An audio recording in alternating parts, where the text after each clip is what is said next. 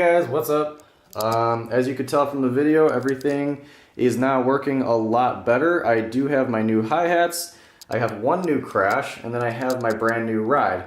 Supposedly Alesis is also sending me replacements for these other two crashes, but I never had like a huge problem with them. It's just that they have that hotspot issue, but they do trigger and sound okay. So like I said, I mean, as you can tell from the video, everything is working a lot better. The ride is pretty much flawless. I haven't had any issues with the ride or the new crash. Those both work flawlessly. The hi-hats are a lot better, as you could tell. You know, and I did do a few takes to make sure that I kind of showed them in the best light possible. But they do still miss some hits. You know, my previous hi-hats, I was probably missing 50 or 60% of the hits, especially when you hit it open. And I thought that was just unacceptable. Now, it's hard to say. I would say, you know, if I had to guess, I'm probably hitting about 90% of the hits that I make.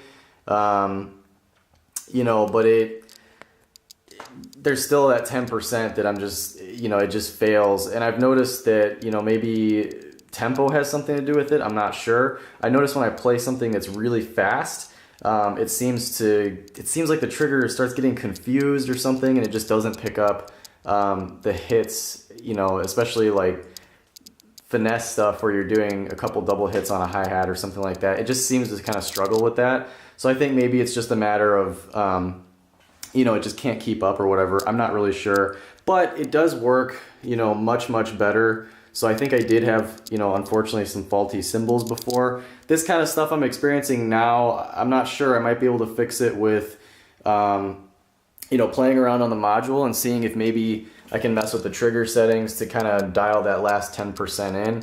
And then maybe that'll work. Otherwise, you know, maybe I'll end up just doing what everybody else is doing and getting the Roland hi-hats.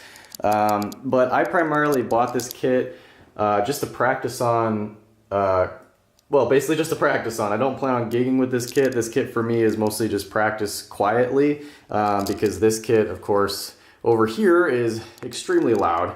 So I wanted to get something that was a little quieter. So for my purposes, you know, it's probably going to be okay. I just wanted to make this really quick update video to show you guys that, you know, the stuff that they sent me, it is working much better now. You know, and I'm still waiting on these crashes, so I'll make another update whenever those get here. And of course, you know, I'm going to mess around with some settings, and if I can get this really dialed in, I'll post my settings up and make a video on that too.